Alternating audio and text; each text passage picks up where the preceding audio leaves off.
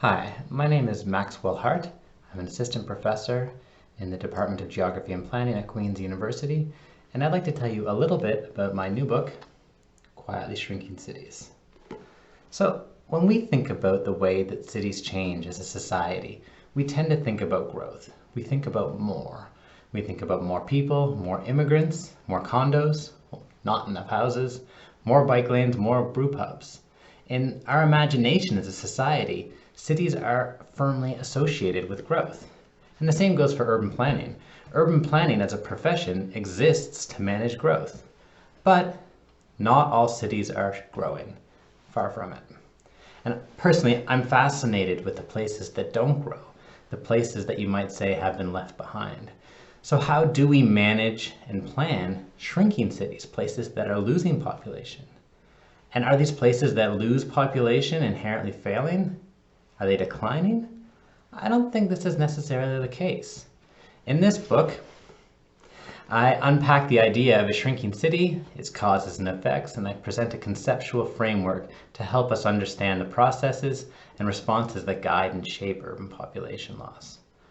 While the contextual framework and many of the practical recommendations are applicable in many contexts, this is a book ultimately about Canada and Canadian shrinking cities.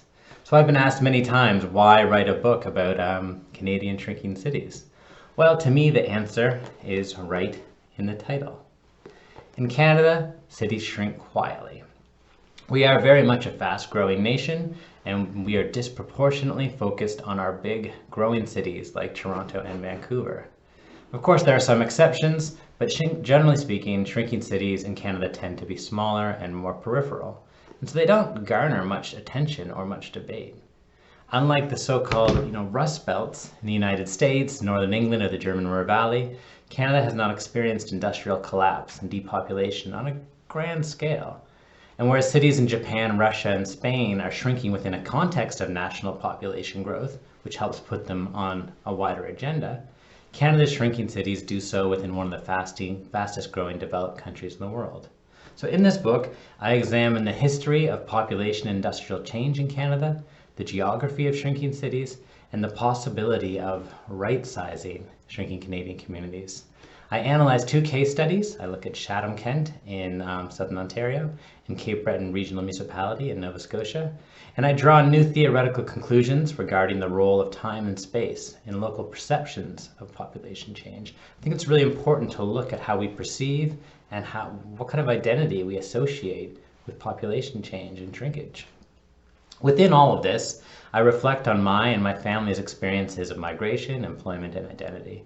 So in addition to the formal research I undertook in this book, the project also prompted me to learn a bit more about my grandparents, my great-grandparents, and their experiences working in the coal mines in Cape Breton and the docks in Halifax, and also ask questions and learn about my in-laws' experiences immigrating from Pakistan and settling in southern Ontario. Immigration is such a big part of the Canadian identity, so it forms an important strand of the narrative in this book as well.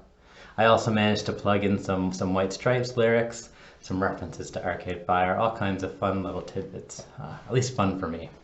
So really this book is about the other side of urban Canada. We talk a lot about the cities in Canada. This talks about that other side of that urban coin, and it's a side that you might not have heard very much about.